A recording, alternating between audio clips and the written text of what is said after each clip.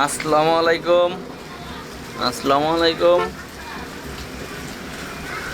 আপনাদের আজকে দেখাবো যে বন্যার পানি কীভাবে নদী থেকে সরাসরি এলেঙ্গার দিকে ঢুকতেছে। খুবই ভয়াবহ বন্যা। আপনাদের একটু না দেখাইলে আসলে বুঝবেন না। যমুনা নদী থেকে সরাসরি পানি ঢুকতেছে কালীহাতিতে, কালীহাতি এলেঙ্গা হয়ে এলেঙ্গা যমুনা যে বিশ্ব রোড, এই রোডের পাশ দিয়ে বন্যার পানি ঢোকার সুব্যবস্থা করে দেওয়া হচ্ছে। কারণ যদি ব্যবস্থাটা না করে দেওয়া হয় তাহলে হয়তো নতুন রোডটা ভেঙে যাবে পানির যে স্রোত। তাই বেকু গাড়ি দিয়ে পানির জন্য নালা কেটে দেওয়া হচ্ছে যাতে নতুন রাস্তাটি ভেঙে না যায়। এটা হলো এলাঙ্গা মতিন কলেজের যে ভুয়াপুর বাইপাস, সেখানেই আপনারা দেখতে পারতেছেন বেকো দিয়ে খুবই দ্রুত পানি পাসিংয়ের ব্যবস্থা করে দেওয়া হচ্ছে যাতে রাস্তার কোনো ক্ষয়ক্ষতি না হয়। বন্যার পানি খুবই দ্রুত আসছে।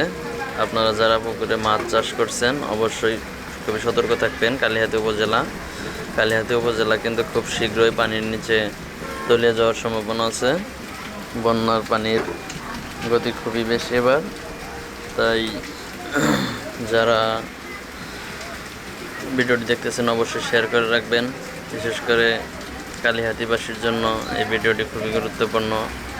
আপনারা বেশি বেশি শেয়ার করে রাখবেন যাতে আপনার এই ভিডিওটি শেয়ারের কারণে আরেকজন দেখে উপকৃত হতে পারে। কারণ পানির যে স্পিড, হয়তো আজকে রাতের মধ্যেই কালীহাতি উপজেলা পানির নিচে তলিয়ে যাওয়ার সম্ভাবনা রয়েছে। এই জন্য আপনাদের সতর্ক করার জন্য ভিডিওটি করলাম। আর কার কার পানির ভিডিও দেখতে আপনাদের ভালো লাগে অবশ্যই কমেন্টে বলবেন। আর এরকম বন্যার পানি কার কার ভালো লাগে অবশ্যই বলবেন। আমি দেখতে পারতেছি আর একটি ছেলে এই নতুন পানি তাকে ভাসিয়ে নিয়ে যাচ্ছে। সে টায়ারের উপরে বসা খুবই চেষ্টা করতেছে ছেলেটি পারে ভিড়ার জন্য। অবশেষে দেখা যাক পারে কিনা।